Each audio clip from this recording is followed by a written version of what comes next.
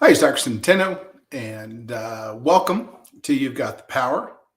Today, we're going to talk about an interesting topic. I've got about 45 minutes today, so I do have to end this at 1:45 Mountain.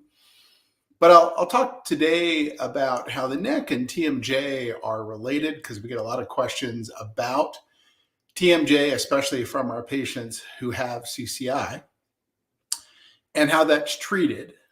And then I'll take questions, whether it's about that topic or really any topic at all. So let's get started here. Again, we're going to talk about the neck and the TMJ today.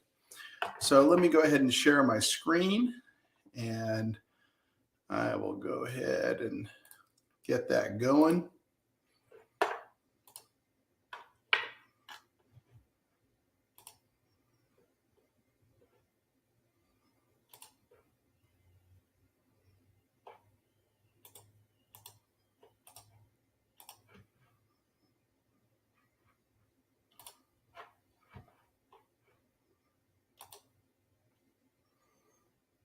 Okay, so hopefully that's working as advertised. Got our watchers out there so they can let me know if there are any issues, but we'll get started. So how does the TMJ joint impact the neck and CCI? And can the neck and CCI cause TMJ?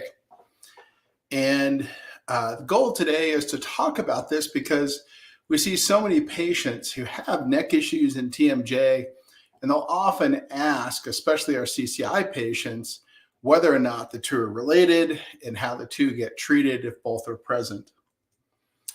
So the TMJ joint, as you probably know, let me see if I can get my, is way up here. It's basically a mechanical hinge type joint that opens and closes as you chew. Now it does have other motions outside of a hinge. There are lots of ligaments and muscles that surround it. And we have TMJ muscles that allow you to chew. And those are the local muscles here. So masseter, pterygoids, those are all local muscles that help you to do that. Now, in addition, there are other muscles on the bottom part here. I'm trying to see where my pen is. I don't see that today, so I'm not quite sure why that's not there. But anyway, that connect into the hyoid bone. And I'm going to talk about that hyoid bone a lot because it's one of the things that really connects in all of these anterior neck muscles to the skull. And there are TMJ ligaments that help to stabilize the TMJ and further connect it to the skull. So you can see here that there are capsular ligaments. And then you can see over here that there are other ligaments attaching the mandible, which is the bottom part of the jaw, to the skull itself. Now, one of these, or both of these sometimes, especially this stylomandibular or stylohyoid, which goes down this way, ligaments can be cut if there are issues with internal jugular vein compression, and that's called a styloidectomy. And one of the things I'll talk about today is how these strap muscles up front are very connected into cervical stability. And as I've always said, cutting the stylohyoid ligament can cause instability. So if we already have a patient with craniocervical instability or other types of neck instability, we wouldn't really want to do that unless there was no other option to address their problem. So this is actually my illustration I drew this morning to try to get at how the strap muscles, and on the left here, you can see a front view. On the right, you can see a side view, and how those strap muscles help to stabilize the anterior neck. Now, these strap muscles connect in the jaw and then the hyoid bone, which is shown right here. So this is from the front, this is from the side. So they connect in the jaw and the hyoid bone to the rest of the anterior neck. So really, these muscles that really anchor in the rib cage here go through this hyoid bone to connect into the jaw. So if you lose upper cervical stability at the very top through something like craniocervical instability, then these are muscles that can jump in to try to stabilize the head on the neck. And they do that through the jaw. And by doing that through the jaw, they then put an immense amount of pressure on the TMJ. So we see a lot of patients with chronic neck issues who end up having TMJ issues because these strap muscles up front are trying to act as stabilizers for the head on the neck, but they weren't designed to do that. So when there is upper cervical instability or CCI that causes other systems to kick in, again, the strap muscles are one of those mechanisms. There are others as well for stability. When they kick in, they yank on the TMJ joint, and this can cause TMJ symptoms. Hence, how do you fix this if you have both? Well, obviously, the first thing is to try to get rid of the CCI by tightening the ligaments, strengthening the muscles. So that might be PICL fusion if someone isn't getting better with conservative care like upper cervical chiropractic or advanced physical therapy. Another is often to treat the TMJ and preferably to treat these at the same time if the patient can tolerate it. And that last part is important because not all patients can tolerate treating both the upper cervical ligaments through a PICL or other type of procedure and the TMJ at the same time. Some patients can't. So that's the message just to review. These anterior strap muscles work through your jaw to stabilize your head on your neck when there's craniocervical instability or upper cervical instability. And so we see a lot of CCI patients who develop TMJ. And if we have our druthers, we'd like to be able to treat both at the same time. So let me take some questions there. I'm going to stop the sharing here and see what we have here. It's been advanced by Deanna Wetson. I had a phenomenal honeymoon period after my first PICL in July, where my migraine symptoms were resolved for 6 weeks. Given my initial response, it's likely that my long-term outcome from treatment will be similar to the honeymoon period. I don't know about similar to the honeymoon period, but my personal belief is that those honeymoon periods certainly let us know that we're headed in the right direction, that helping stability is a good idea. Just so that everyone understands, when we use that term honeymoon period, it generally means that when the ligaments are swollen, the person does better, even though they might have some pain from the injections, they're feeling pretty stable. So I don't know if it'll match that, but it certainly tells me that we're heading in the right direction and injecting all the right stuff. Regenics, mid-advanced by Deanna. Again, does severe TMJ misalignment cause cranial torsion or causing cranial torsion hinder PICL treatment and should be addressed first? You know, Deanna, I'd have to know what that means, severe TMJ misalignment. Certainly, the muscles I just talked about can pull on the jaw more on one side than the other. And usually, again, the focus there is tightening down the upper ligaments in order to get rid of the pulling on the TMJ. Sorry, I keep getting these spam calls, probably about the election, I'm sure. Deanna, what exact structures does PRP upper facet injection strengthen? PRP upper facet injection. So as far as strengthening goes, the reason for doing upper cervical facet injections, meaning inside the joint under x-ray guidance with contrast conformation, different from what's called a facet injection at many prolotherapy clinics, would be to treat the joint and not necessarily the capsular or stabilizing structures. So the goal there is to treat the joint, and the pain in the joint can lead to headache and other problems. Deanna, what are your thoughts on red light therapy versus infrared heat post-PRP for PICL for healing? I don't really have an opinion on that. We use infrared to try to improve blood flow, but there is no data in which I'm aware of using red light therapy with bone marrow concentrate. So I don't know. Submitted advance by Deanna. I have CCI 3 months post first PICL and feel okay standing and awake, but head pressure and occipital migraines when sleeping, laying down. Any advice the best way to stop to avoid this pain and pressure? I think number one is probably get to 4 months, because that's kind of where we start looking at the first PICL outcomes. And then the question is, what's causing that headache when you're lying down? Is it still the instability? Are there other factors? So we may have to do a diagnostic workup there or additional physical exam to try to figure that out. Kimberly, my TMJ finally got better some after doing prolotherapy with genetics provider.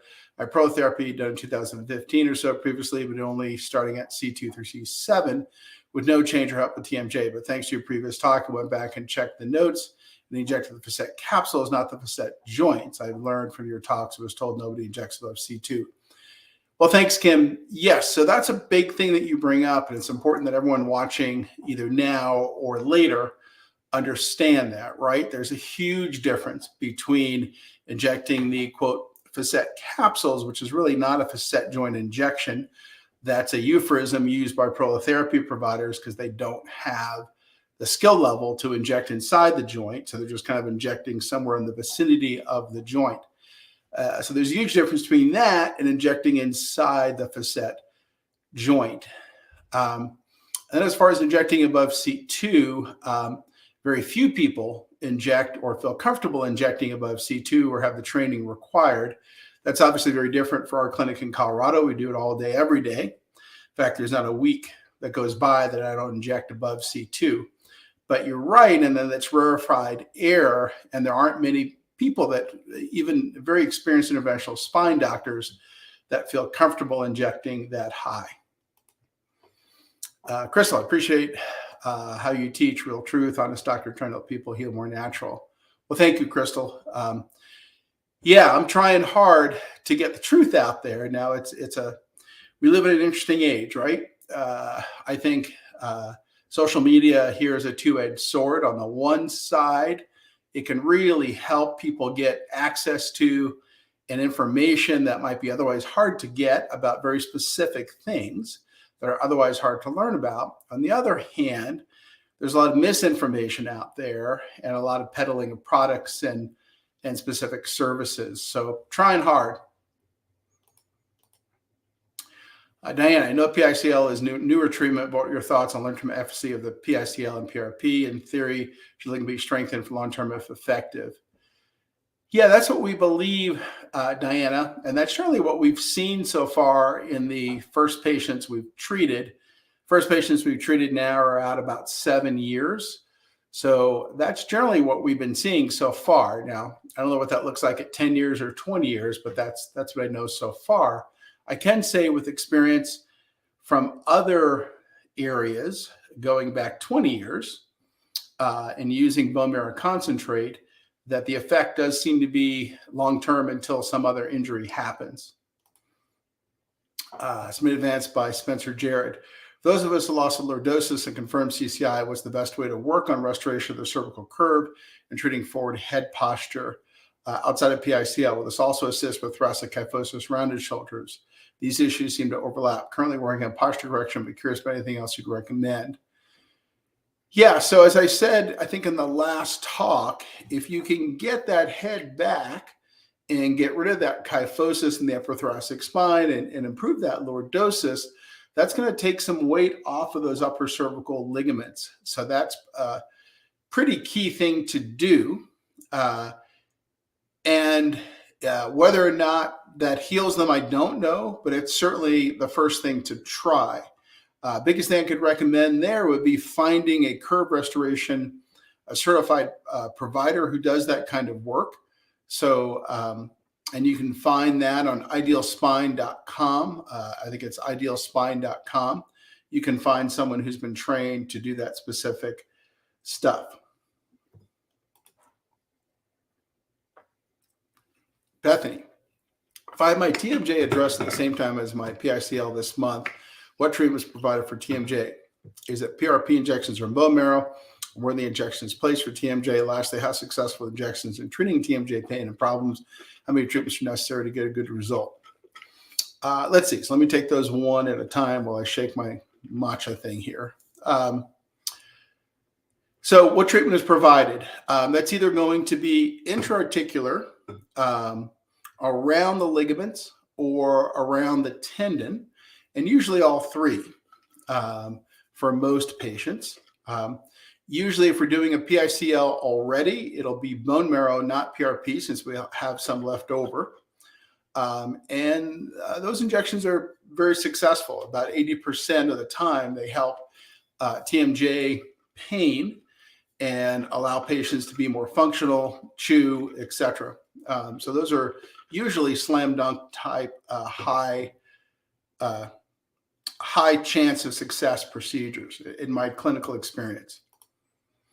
Deanna, ever since I saw AO treatment number 2, I have a bone in my throat. ENT said normal. When I swallow, I can feel the bone in my throat move forward by wobbling of my head, almost like a bone is getting caught on my atlas or something. What could this be? AO says I have unilateral eagles.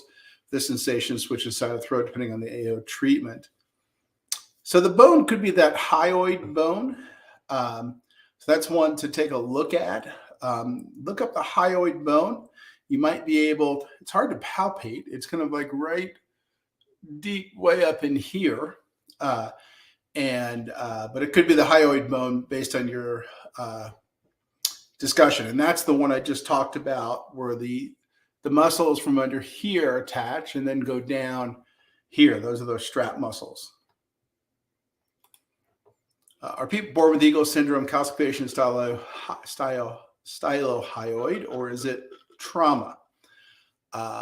Usually it's just long-standing yanking on the ligament, which causes the calcification.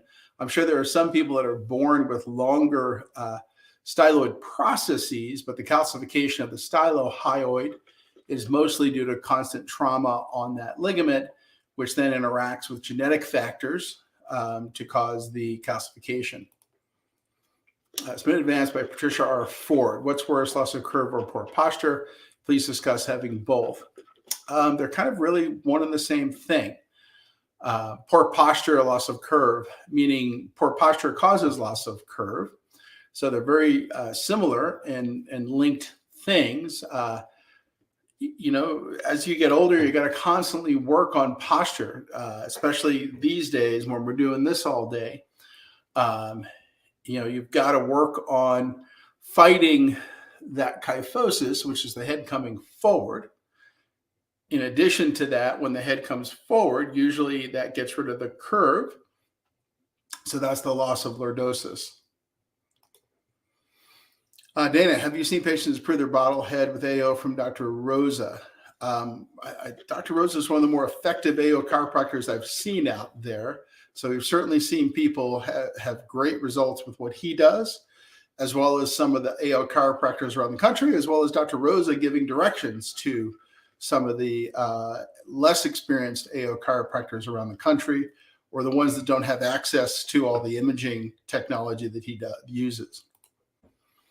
So advanced by FatGen. Can the loss of neck curve be associated with multifidus muscle atrophy? Should this be a signal of possible instability, even if spine MRI measurements are within normal limits? I don't know that we see a connection between those two things for sure. It's certainly reasonable to assume that there could be. What we tend to see with that loss of muscle signal up top is what I think you're talking about, or that stabilizing muscle atrophy, is it's believed that that's related to pain, especially chronic pain after traumatic neck injury. There's a lot of research done on that by Elliott. So yes, once those muscles go south, that is one of the signs of one type of instability, muscular instability, wherever that's located. It's usually located in the upper neck. Kimberly, can prolotherapy to the upper cervical ligaments above C2 be done safely without DSA? No. No one should be injecting the upper cervical spine in any area that could go deep without digital subtraction angiography. So no, that's not something that would be safe to do, especially the kind of prolotherapy that's usually done. So if we're just talking about injecting supraspinous and interspinous ligaments, that can be done, and there are techniques to do that safely up here. But once you get into injecting what's called Hackett points, which are much deeper on those facets at C1, C2, for example, you really shouldn't be doing that without digital subtraction angiography and fluoroscopy with contrast. Regenics, minute advanced by FatGen. If you, in your scale of CCI functionality with 4 levels, is it possible to jump 1 level up with 1 successful treatment or posterior PRP? Yes, we have seen that happen. Deanna, I see Dr. Rosa, and then we'll see you 3 weeks later. Should I wait longer after Rosa before seeing you? Where the injections move atlas and change vectors? I'm sure if timing matters. I thought I was getting injections sooner is best for healing. Yeah, I think that sounds like a good time period separation to me. Regenics, minute advanced by Patricia Ford. What's worse, loss of, I think we got that one already. Bethany, could the tongue be affected by TMJ? My tongue and muscles underneath my chin feel very weak and sore. You know, Bethany, that gets back to that presentation I just was doing and these strap muscles. Realize that the strap muscles live under the tongue and then go to the hyoid bone, which is way up in here. And then other strap muscles come down here to stabilize the head on the neck. So in patients who have CCI, where the strap muscles get involved, that yanks on the TMJ, but that's also going to cause spasm under this area under the tongue, which is where those muscles live. So that's probably strap muscle spasm due to them trying to stabilize your head on your neck. So that would be pretty common in patients that have TMJ due to CCI. It's been advanced by Deanna. I have CCI 3 months post. Yeah, I think I answered that one already. What does low CXA signify someone having potential instability? All low CXA means is that the skull is rotated forward. The concept there would be that the ligaments back here might be injured, having caused the skull to move or rotate forward on the neck. Now, the problem with all of that is it's not 100% sure measurement that shows instability. It suggests that instability may be present. In order to diagnose instability, we need movement-based images in the vast majority of patients. Now, sometimes you can diagnose it because you see the 2 bones are like not where they're supposed to be, but that's much, much less common. For most patients, that's why we need movement-based images to make that instability. Edward, is there any data on the average percentage decrease in instability per procedure? I know there's a great diversity in patients. Yeah, so generally about 25% is what we're seeing, give or take, per procedure. And that's for C1, C2 overhang. FatGen, can the overhang be measured with the lateral sideman X-ray rather than going through all the DMX? What percentage of chances of flexion X-ray done right in detecting some instability? It can be done on a lateral X-ray. Just realize that it's going to be lower or less sensitive, right? Because if I'm doing this type of lateral bending motion, it's dynamic. I'm going here, having to stop, go back the other way, having to stop, go back the other way. And it's that stopping and then starting again where we can see a lot of instability. Now, when we're doing just a static X-ray with lateral bending open mouth, we're just holding the person there. And that tends to keep some of the muscles in it. Whereas having to stop and then go the other direction momentarily takes those muscles out. So it's not quite as sensitive, but it can find some instability, yes. Deanna, why do CCI patients often have MCAS? What do you look for in your physical exam to rule in or out MCAS? You know, we're not diagnosing MCAS. It's outside of my area of expertise. A lot of our CCI patients have HEDS, and there seems to be an association between HEDS and MCAS. In addition, there's a lot of those patients that have seen alternative health providers and then get that diagnosis. So we're not involved in an MCAS diagnosis. If you have that, good news is it doesn't seem to really affect things one way or the other based on how we do things. Sometimes we'll have to use some Benadryl IV for that patient to assist them, but we're not making that diagnosis on our end. It's outside of our area of expertise. Bethany, in my imaging, my head is always slightly tilted to the right. Would this suggest my left alar ligament is stretched out more than the right? Could be, or realize that these joints up top provide information to the brain about head and neck position. So if you're getting bad information because one is really swollen and sore, you're going to have an altered head. It's going to be cockeyed or crooked. That's a common thing seen not only in CCI patients, but just anyone with upper neck facet joint pain. I'm assuming that said Reggie. I hope that's right. I started experiencing severe brain fogs, fatigue, digestive issues, neck stiffness, head pressure, and sinus issues. My MRI showed disc degeneration. I went for chiropractic adjustment on my neck, which resolved my symptoms. My symptoms reappeared the next day. It's possible I'm also having CCI. It is advisable to continue with chiropractic adjustment. Well, certainly if chiropractic adjustment helped, I would certainly go back, especially if you're seeing an upper cervical specialist like NUCA or AO. And then see if that resolves your issue. If it doesn't, then you can always get movement-based imaging and try to see if there's CCI there as well. Kind of realize that, this could be CCI, this could be an upper neck issue, this could be something else. But on our side, it's either CCI or an upper neck issue. Obviously, there are other things that cause those symptoms too. But the fact that chiropractic care seemed to help is a net positive, right? It tends to show us that there could be something to the neck causing this. Fatcha, not sure if you got this question ready. You mentioned the story that Canadian chiropractor bedridden most of the day, improved a lot in functionality. Do you remember his symptoms, causes CCI, and how many treatments he received? Let's see. Rick's symptoms. Well, obviously, one was inability to tolerate being upright. That was a big one for him. He had pretty significant headaches. Ultimately, we had to do some additional headache workup to define that those are coming from the C0, C1, or C1, C2 facet joint. I forget which one. He also had some autonomic symptoms.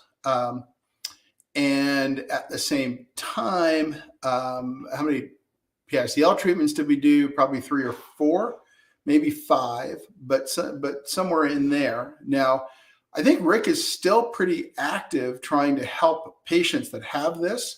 So you may want to ask Carla to see if she can get in touch with him, and he might be able or willing to discuss all of that with you.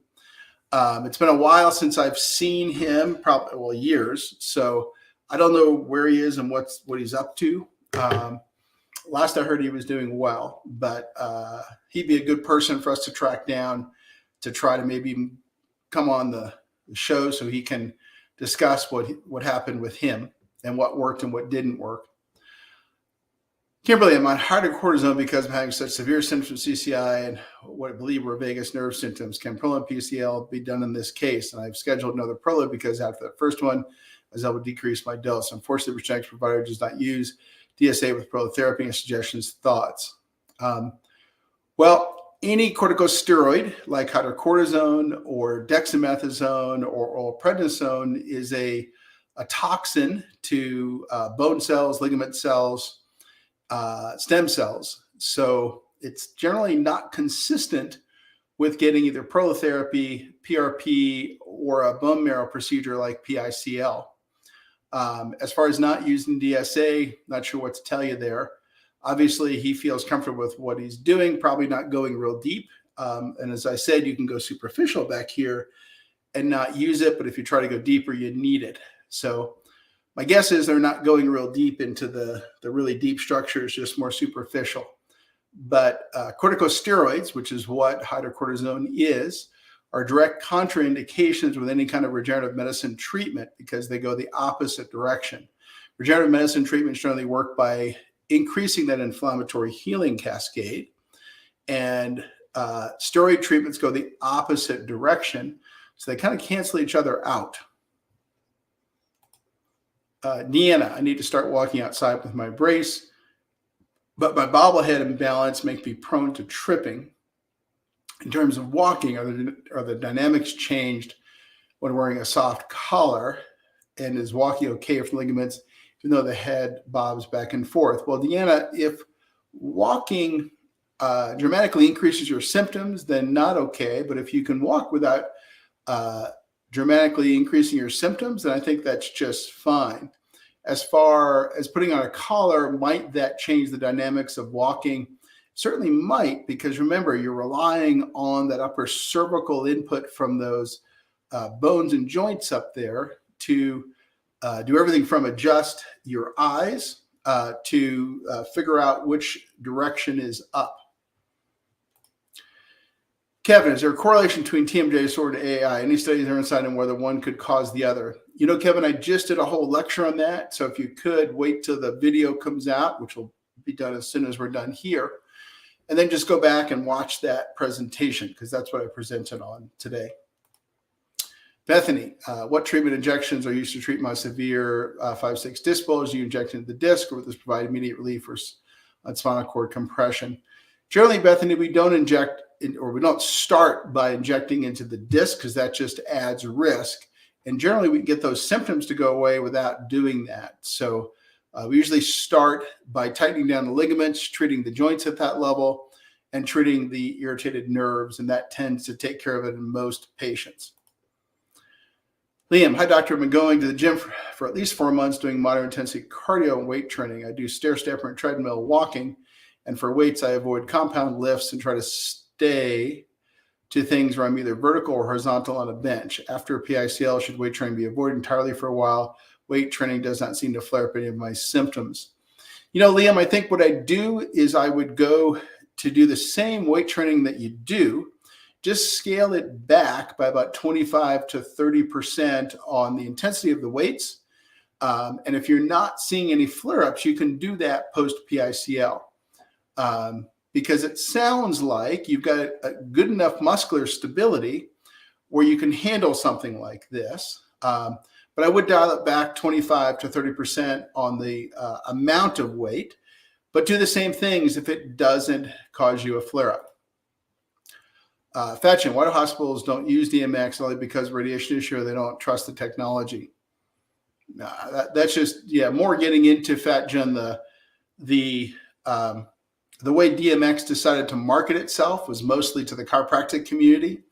I suspect had the owner of the company decided to try to break into hospitals, they could have done that over time, but they decided not to. In addition, I don't think there's a real good reimbursement methodology through traditional insurance for DMX. So that's another big reason. So the hospitals wouldn't be interested in it if all of that hadn't been done. Edward, why would someone have an abnormal ADI and supine imaging? Wouldn't gravity pull C1 backwards? It's because we're putting the head in flexion. I think what you're talking about is during a procedure. And so that would have the effect of opening the ADI, especially if the person is asleep. Giovanni, currently I'm seeing a Blair chiropractor, but I'm worried now adjustments could damage the ligaments. Would doing something like NUCA be better, as there's no concern with Blair method? You know, Giovanni, we tend to recommend the least invasive types of adjustments, and generally that's NUCA or AO. Having said that, if you get tremendous results with Blair and they're being very gentle, that's something you may want to discuss with that provider. Deanna, is there some type resource like a blog or book that has safe exercise for strength that don't put pressure on the neck, i.e. safe ab or quad exercises? I can't find a CCI physio in my area. I don't know if there's anything specific to exercises that don't put pressure on the neck. If you can't find a CCI physio, then you might try to find a highly educated personal trainer who works with injury patients, because sometimes those are available depending on what market you're in. Christina, if you have patients who struggle with heavy head, it is hard to be without my soft collar. Sure, Christine, that's a very, very common thing in lots of CCI type patients. Okay, guys, I'm going to, let's see, I've got about 8 minutes more before I have to go because I've got a hard stop today. But are there other questions I can answer? If so, then please put those out there. Megan, does gabapentin seem to affect any of your CCI procedures or anesthesia? I don't think it impacts the CCI procedures in general. It will generally increase the amount of anesthesia it requires to put you asleep, but not as badly probably as some other things like narcotics, low-dose naltrexone, or THC. So that's generally what we'll see with gabapentin.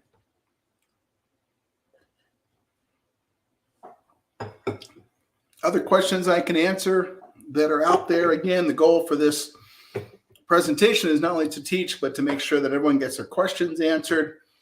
And mostly because I find that patients that understand this stuff and have some sense of feeling like they've gotten their questions answered tend to do better than those who don't.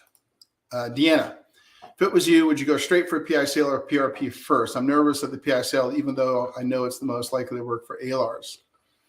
You know, Deanna, I always tell patients that that's a personal choice.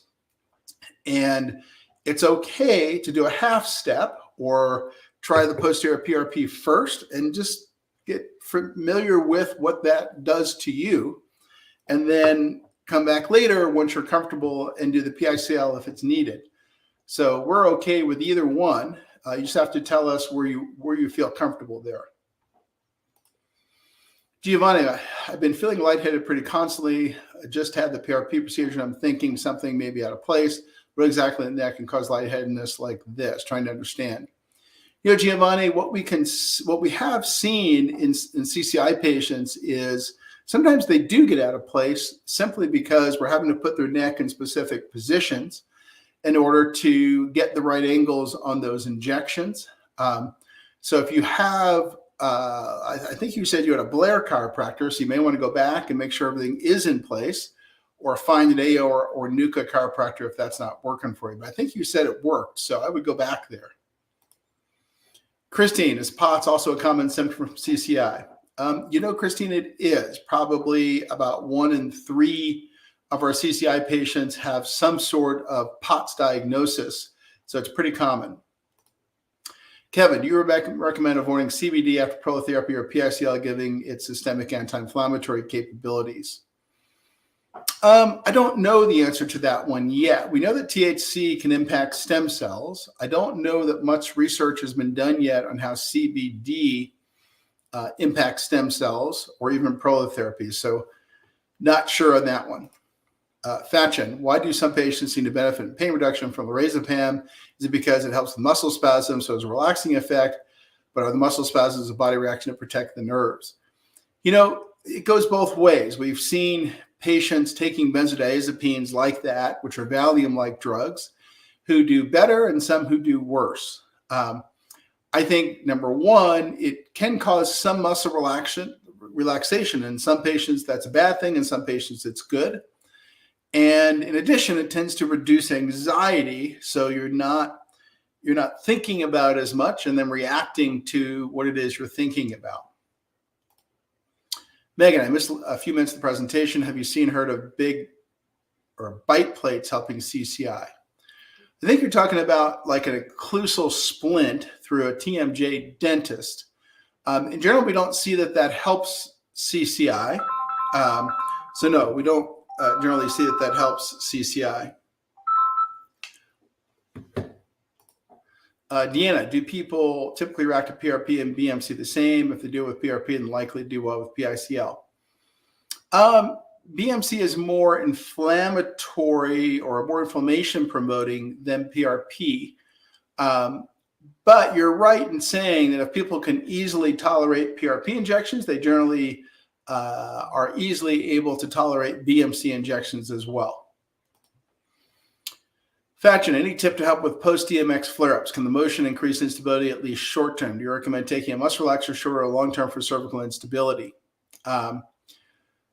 Probably no way to help with the DMX flare-up other than to take whatever pain medication short-term afterward works, because we need that motion. I don't think it will damage anything. We're not doing anything during DMX that is beyond sort of normal, everyday human things. And as far as recommend a muscle relaxer long-term, some patients swear by them and others it doesn't work. So you have to see what works for you. Giovanni, which ligaments does the posterior PRP inject, or is just joints? No, that would tend to be, if we're doing it, supraspinous, interspinous ligaments, nuchal, VDL, and AO ligaments, and then the upper cervical joints if needed. Now, for other clinics, they're probably just doing supraspinous, interspinous, and calling it a day. Kimberly, is it common to have a throbbing headache for 3 days, at least, after getting posterior prolotherapy to CCI? Possible, sure. It's possible to have a headache for a couple days, sort of 3 to 7 days is what I tell patients after those types of treatments. But remember, we talked about, Kim, that being on a corticosteroid orally is not consistent with prolotherapy. So you're probably reducing the efficacy of the prolotherapy by continuing to take any corticosteroid drug. Giovanni, is there any medication you'd recommend for dealing with symptoms of lightheadedness, for example, or that is not advised? I'd have to know what's causing your lightheadedness, so I'm not sure I can answer that one easily. Jennifer, I take a sleep aid that combines CBN. Would this be a problem? I'm assuming that's cannabinoids, THC. So THC is it a problem? It may impact a bone marrow concentrate procedure, number one. And number two, it's just going to make you much harder to put to sleep. And that just increases the risk of anesthesia. So also increases the risk that we won't be able to do the procedure. Now, what is that risk?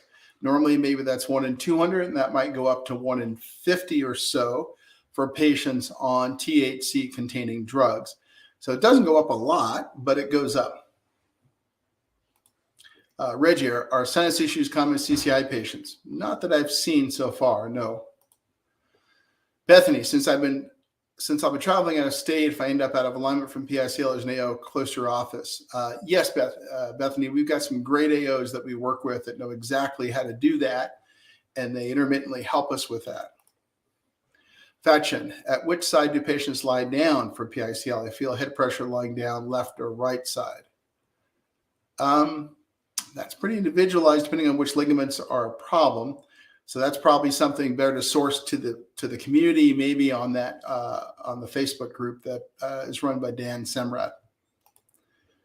Please continue to talk. So helpful. Thank you. Oh, thanks, Kim. Happy to help. So let's see. It's 1:45. I do have to go because I've got a hard stop. But if there are other questions that come in, Carol will carry them over to this coming Friday. And then we'll get those answered next, or the end of this week. I think I will be here this Friday.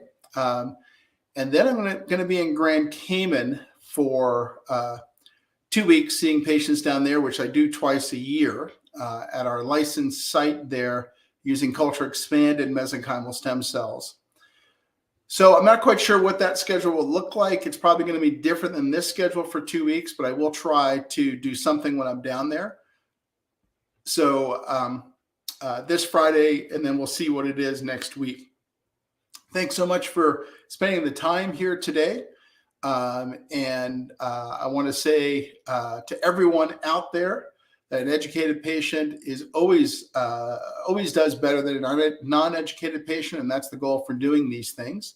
So I'll continue to do them as long as I'm able. So thanks so much for watching, and have a great day.